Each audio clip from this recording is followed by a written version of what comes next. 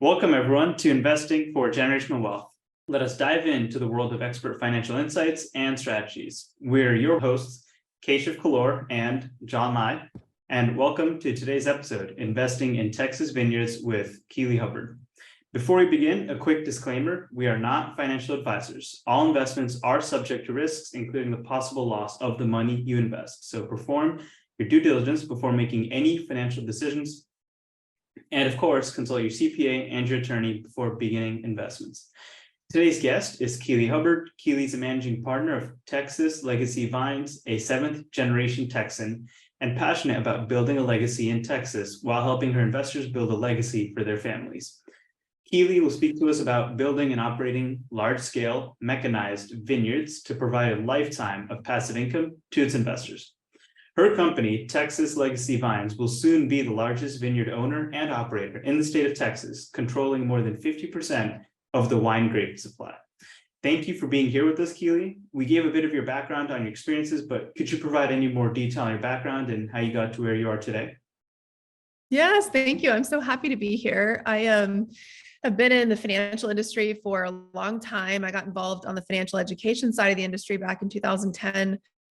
Built a really big career in the corporate world. My passion's always been helping people take more control over their finances and take a more active role in their retirement. My father and I have been doing private money investments since 2012. He's been doing it for a very long time, but he's my partner in the business. I'm very fortunate to partner with family. I know people have mixed opinions about doing business with family, but I really love working with my dad.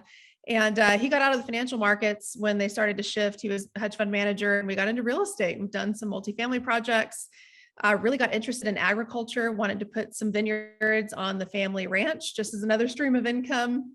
I know you mentioned you've been to Texas. You probably see a lot of ranches out here. People run cattle. There's all kinds of things you can do. And we wanted to get into vineyards and just happened to meet a partner. I think it was meant to be. I know it was meant to be, but partner that had a large scale vineyard operation that wanted to scale and wanted our experience in the private money world. And so that partnership was formed a little over 4 years ago. And we started building and from ground up vineyard development here in Texas. And it's a lot of fun. It's a big wine industry. That's great. 50% of the state of Texas's wine supply, that is staggering. And in just 4 years, right? Yeah. It's a $20 billion industry, but we don't have enough wine grapes. That's really why we got into it. I mean, we love Texas. We love drinking wine, but the big opportunity here was there's such a huge supply gap in the amount of wine grapes. Texas farmers can't keep up. And so just brought in, mechanized vineyard strategies from California, how they run large scale operations, and brought that technology here and just installed a 320 acre vineyard back in June. Got another one going in this coming spring and another one that's in its 8th year of production. So a little over 1,000 acres. Wow. That's great. What do vineyards do a lot of importing from other parts of the country, if not the world, into Texas, or is it primarily like homegrown Texas vines and grapes? Yeah, that's a great question. We're such a big industry here and we don't have enough grapes. So for wineries to keep up with the growing demand, they are trucking in grapes from California primarily. It's been a big issue in the last few years with all the things California has unfortunately gone through with, wildfires and heavy rain seasons. And a lot of their vineyards have not had their insurance renewed in the last few years as well. So bringing in grapes, we can do it, but it creates a few challenges. It's more expensive. There's a lot more processes that have to happen. As soon as those grapes come off the vines, there's a lot of risk from that point going forward to get those grapes and get that juice to Texas to these wineries. The other reason that Texas wineries want Texas grapes is because the laws here state that you cannot legally call it a Texas wine unless 75% of the juice is Texas grapes. And they're having a hard time even hitting a little over 50% at this point. So if you've ever met an obnoxious Texan that loves Texas, you'll understand the pride we have in our state. If you've never met one, I'll be the first. But we're going to call it Texas wine. We want it to be Texas grapes. And so they've been waiting for a big grape player to come on the scene. And that's what we're doing. What varietals are commonly grown in Texas vineyards? So Are there many. are there any specialties? Yeah, that's such a great question. We do a lot of reds in Texas. This hot climate is very similar to what you'd see in Italy, France, the Paso Robles area of California because of our heat, and it's super dry and really hot days, cooler nights. We do a ton of reds. So we've got in that 320-acre vineyard block, a little over 60 acres of that is Cabernet Sauvignon. We do a lot of Tempranillo, Vermentino. We do some whites, Primitivo, Ruby Red. We usually have about 10 to 12 varietals in each 300-acre vineyard block. Great. And so when you're talking about like mechanizing the process, what could you walk us through? Like, we know nothing, right? Just walk through step one, from like planting the seed to actually harvesting it. How does that all work? Yeah, definitely. So when you're planting from ground up, and we're like literally buying raw land, we just went under contract on another 240 acres. And when you buy that raw land, there's a lot of prep that has to happen to get it ready for vines to go in the ground next year. So we're in the middle of land prep and installing irrigation right now for vines that will go in the ground in late April of 2024. So there's a lot of hand labor involved to get a vineyard stood up. It's not an annual crop. You plant it once, and it will run for 25 years. So planting it the right way is crucial for the production long term. And so there's a lot of hand labor involved in the beginning to get the vines tied onto what's called the cordon wire, where the fruit will actually hang beneath it. But once you get past that 3rd to 4th year harvest, we can really do a whole lot of it, probably close to 90% of the labor through machines. So to run a 320-acre vineyard block, if we didn't have machines, it would take anywhere between 80 to 100 day laborers out in the vineyard, which is extremely expensive from a labor perspective. We can handle the same size with 3 people and big tractors. And so one of our biggest pieces of machinery, it's called the Palanque. It comes over from France. About a $700,000 tractor, but it will harvest, it sprays, it prunes, it's got GPS on it, AI. It's pretty incredible how quickly it can harvest. We've got really cool drone footage of the Palanque tractor passing one of the hand harvesting crews. And so you're able to respond a lot faster to, weather changing conditions. If you know you need to get out there and spray the vines, you can get out there and react quite a bit faster. If you've got to pull grapes off the vines, they're kind of like avocados. I don't know if y'all love avocados, but you know how it goes with them. It's like they're not ripe, and then all of a sudden it's like you better eat it today or it's turning brown. Grapes are similar. When they get to a point where they're ripe, they've got to come off the vines. And so having tractors makes it a lot easier to respond very quickly to that environment. Interesting. That's pretty amazing. Well, what are some current trends in the Texas vineyard industry? And I guess, are you affected by climate change? Great question. Yeah, the trends right now in Texas, we're seeing a lot of California wineries that are opening up tasting rooms in Texas. So we keep a pulse on that. It's a big industry, but it's very small.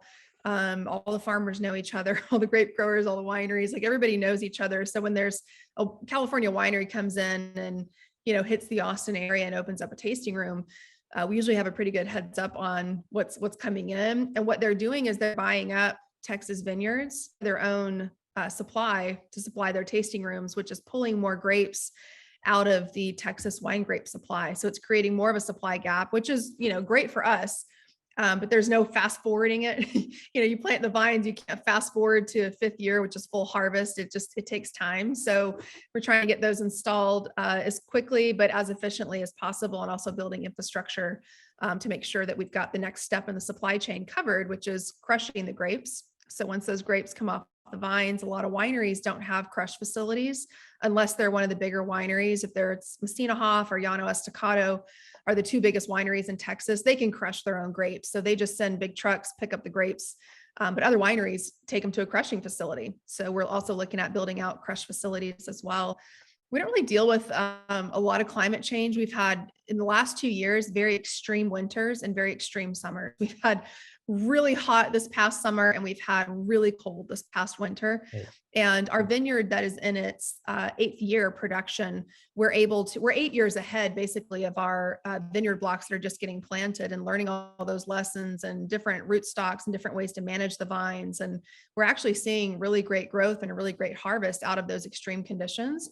It's just making the vines even stronger So we definitely harvested a lot earlier this year. All the grapes were off the vines in August, which normally we're into September. But as y'all know, the sun makes them ripen faster, hit your sugar content, and then they come off the vines sooner.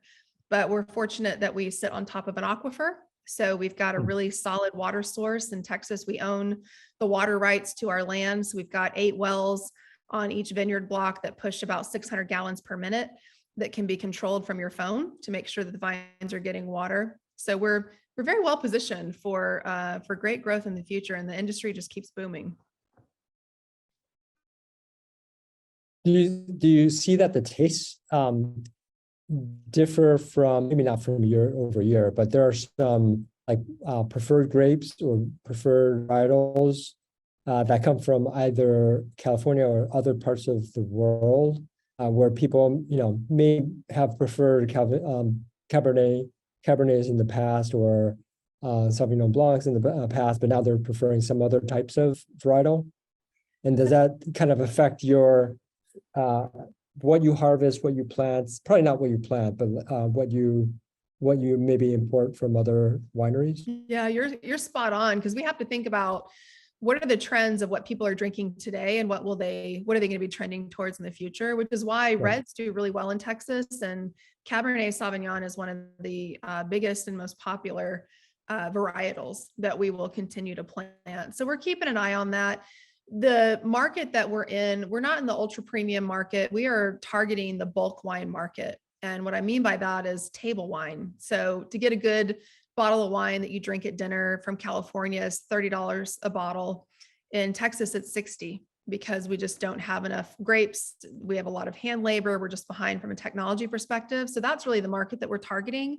And a lot of these wineries are trying to open up new wine lines because there's this whole new demographic of millennials that are now drinking wine, where formerly it was mostly baby boomers that would drink wine at dinner. And now you've got all these millennials that can't afford a $60 or $70 bottle of wine, and they're looking for, something that's more reasonably priced. So that's really where the money is to be made in Texas wine.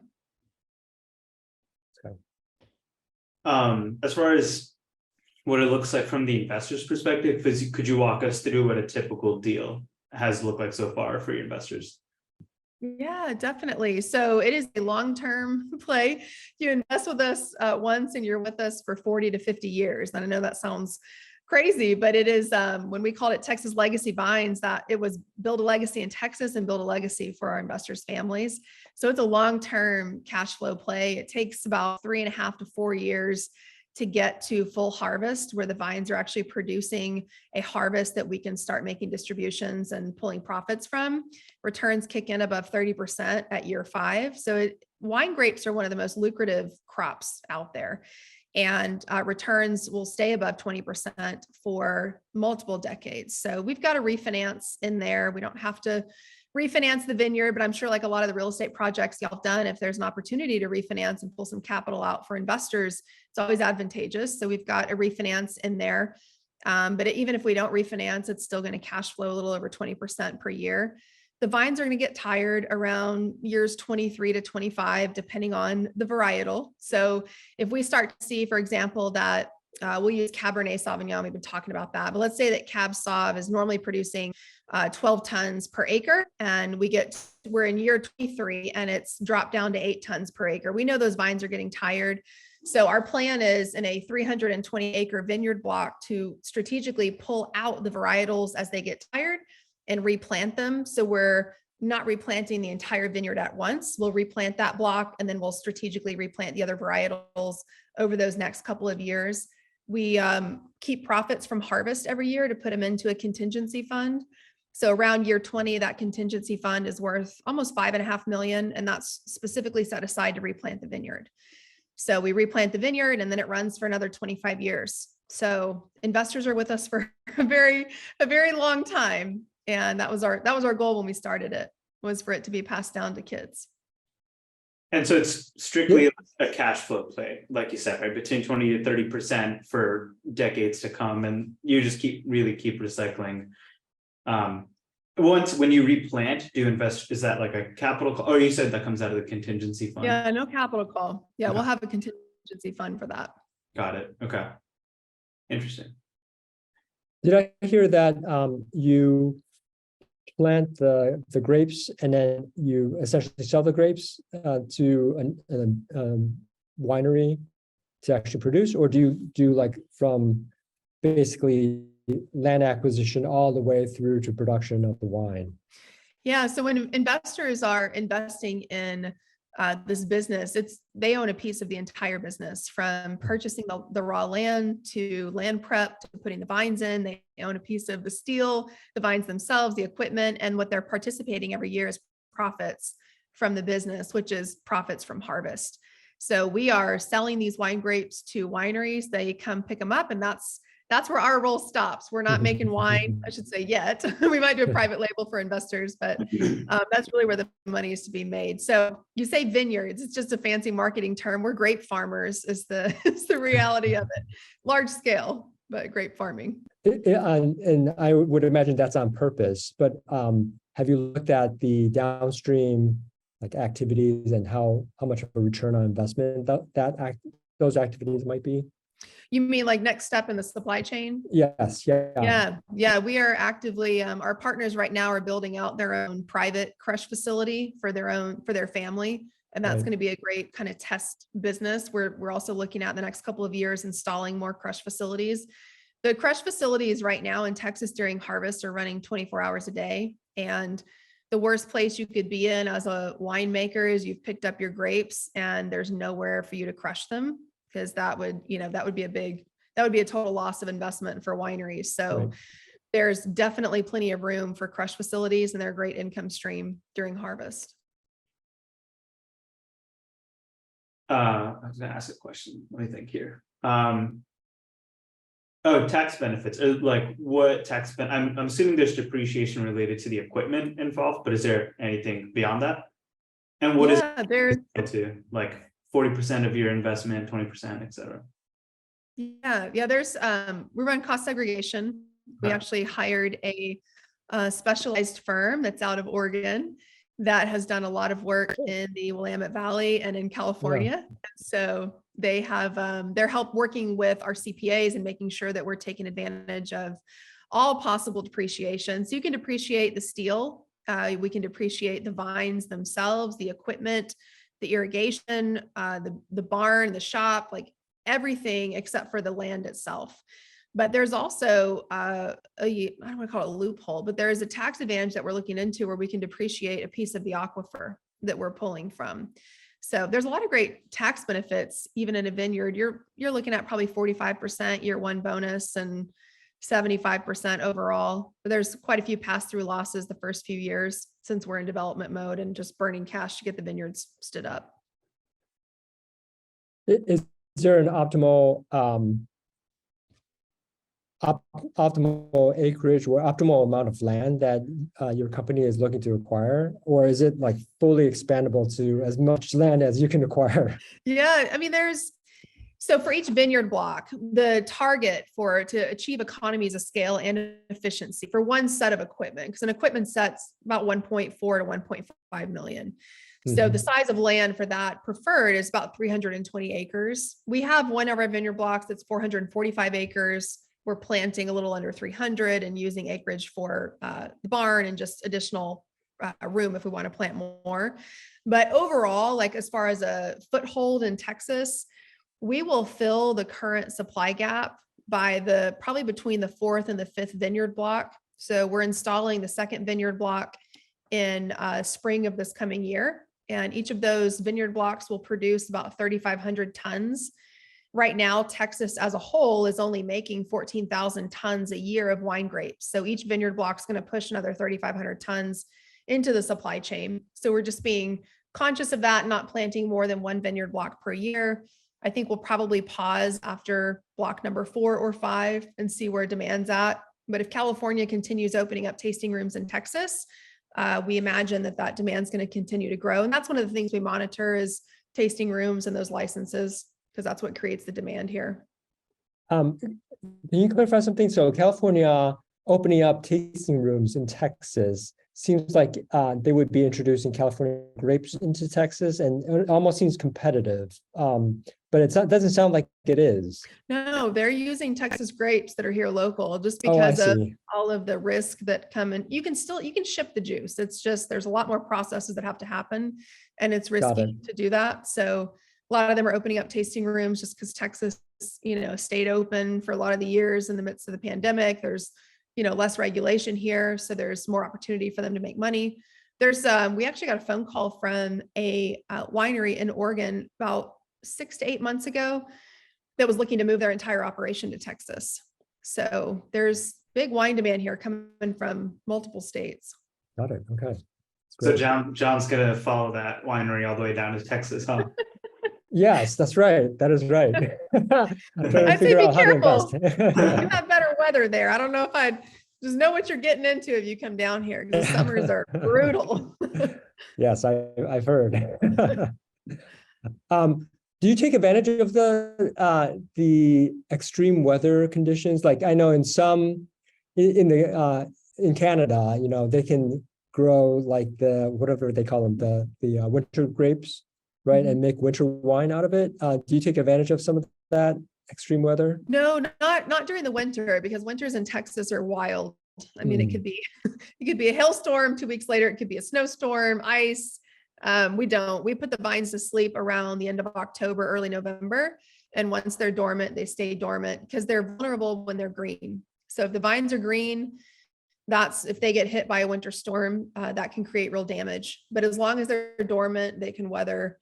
I've got a beautiful picture of the entire vineyard covered in snow, and they just look like sticks. You think the plants are dead, but then they come out, screaming with beautiful blooms in the spring and a big harvest. So we don't take advantage of the winter, but we do take advantage of the heat here. It does well with a lot of our varietals. Got it. Okay. So we do have like 5 minutes left here, but like, what are some risks that people should be looking out for when investing in, we'll say specifically like Texas vineyards? Yeah, this is farming. So that's always my first conversation with an investor. It's farming. So we could have a year where we have a great harvest. We're 15% above target. And the next year we could be 10% below. So just giving some room for yourself for those fluctuations and returns. There's some things that we don't have control over. This does make our investors feel a lot better that we're a large enough operation that we have crop insurance. So we will pay when we get to full harvest of each vineyard block will pay about $800,000 a year in insurance premiums to cover if something catastrophic were to happen. We had a tornado that wiped out an entire vineyard, we would get an insurance check and we'd replant. So we do have a great hedge in the form of insurance. We get hail in that area. Most wine is consumed in the hill country, which is in the Austin area. It's beautiful there.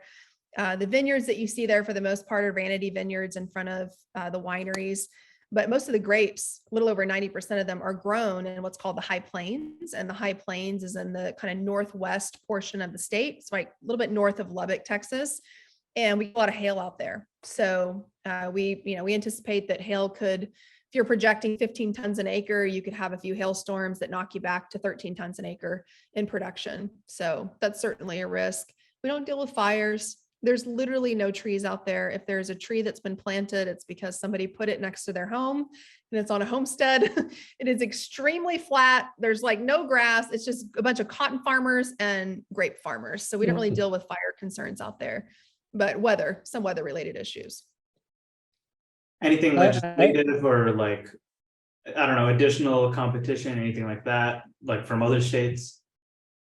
The interesting thing is that, or I guess it's an advantage. It's not like somebody could run in and get ahead of us because you can't speed up the process of planting a vineyard. You plant it and it still takes time for it to grow and get to full production. So we've been flying under the radar for the last few years. We didn't really want a lot of word getting out there of what we were building until we had a really strong foothold. And so those rumors are certainly flying around the state now. And we're contracting fruit that just got planted, and wineries are calling, asking for contracts 3 and 4 years out because there's such a large demand and just not enough grape growers in the state. So we're fortunate that we've We don't have competition. If California is not going to want to come in and plant from the ground up, they don't know the soil here. They don't know the water sources, different growing climate, but they would come in and possibly purchase, a mature vineyard.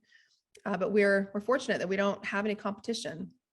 This felt like a once in a lifetime thing. When we first started, I was like pinching myself. I'm like, Dad, is this like, we're really doing it? Like, there's nobody else that's coming along. And it's just crazy to see it go from a piece of dirt to like, you're looking at over 232,000 individual vines with T-posts across this huge plot of land. It's pretty incredible to see. Even prettier when we have fruit on the vines. Do you ever look at maybe like a weighted average cost of capital and then like over 10 years and say, this is the profit that we'll generate, and then possibly just go out to investors and say, who's available to buy this, right? And some people might be interested in buying, 10 years, 20 years worth of grapes. Yeah. We get that question a lot from investors. Are you going to sell it? What if California comes in and they want to buy it?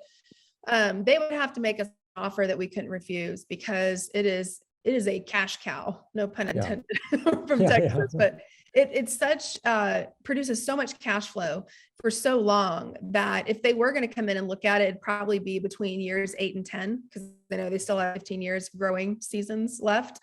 We don't plan on it. I mean, my dad is 67. He's like, I don't care what y'all do in 20 years. Talking to myself and Mason. Mason's in his early 30s, and Mason's dad is involved. So it's the Hubbard family and the Moreland family. And myself and Mason are around the same age, and he's got 4 little girls.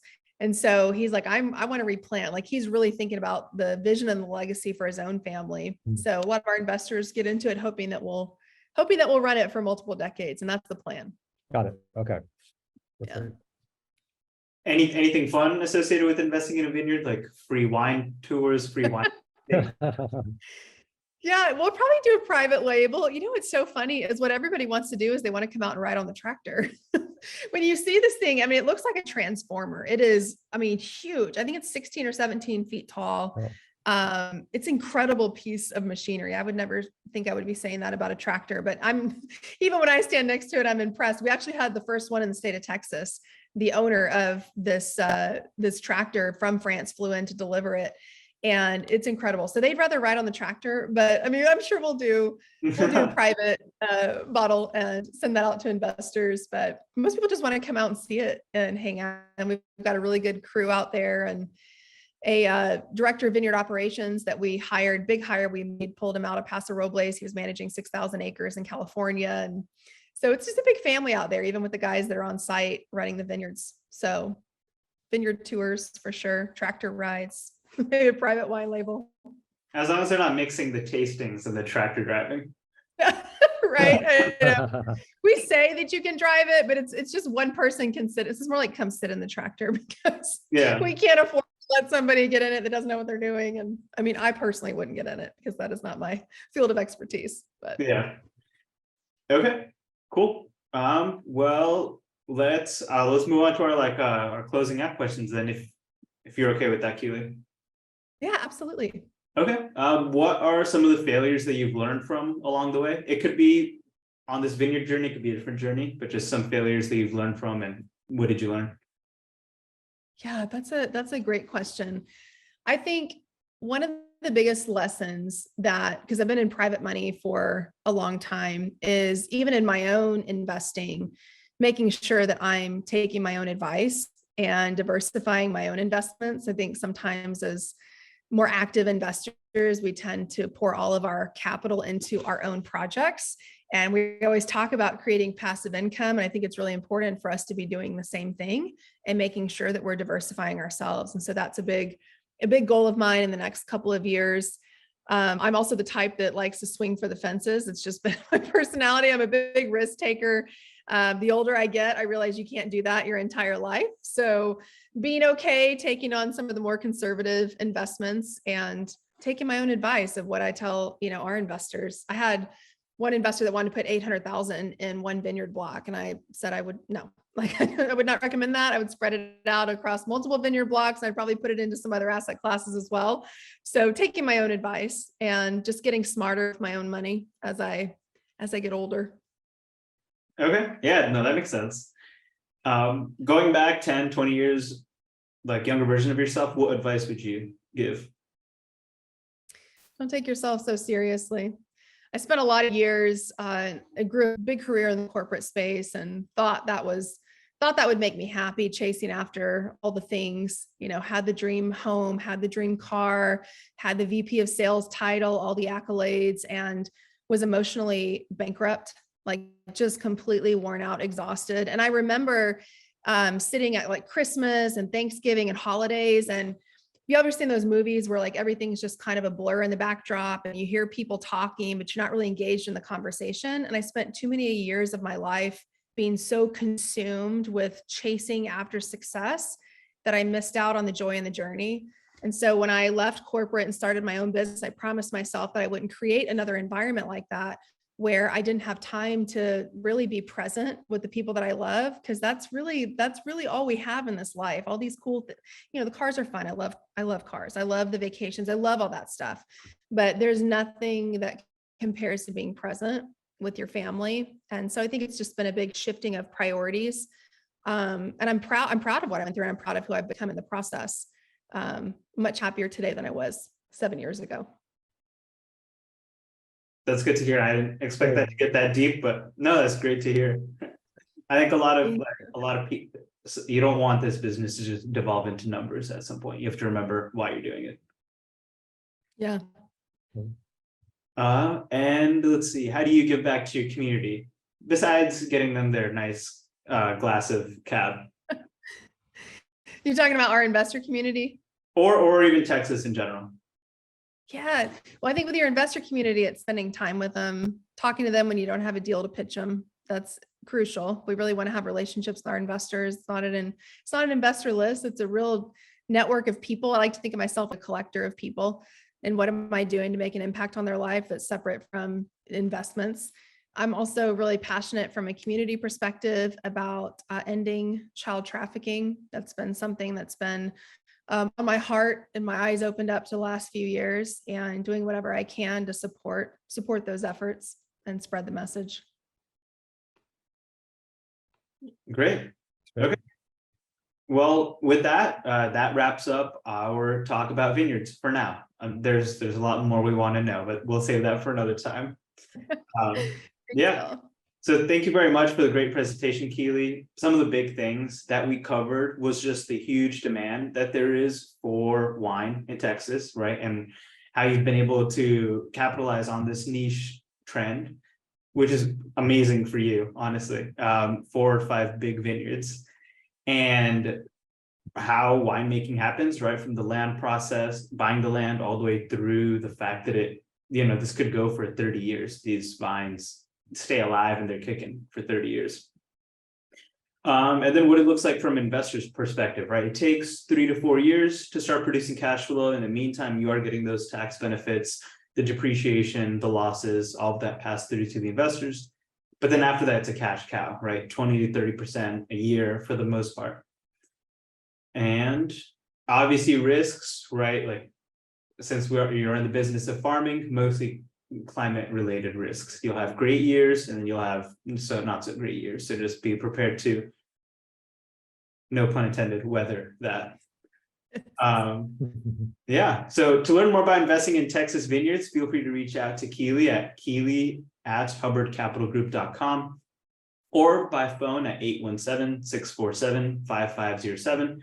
We'll include this contact information in the description for this podcast episode as well. Again, thank you, Keeley, for taking the time out of your busy schedule to speak to our audience. Don't forget to like and subscribe to our podcast on whichever platform you're listening to make sure that we can continue bringing you the best educational content. And until next time, keep investing for generational wealth.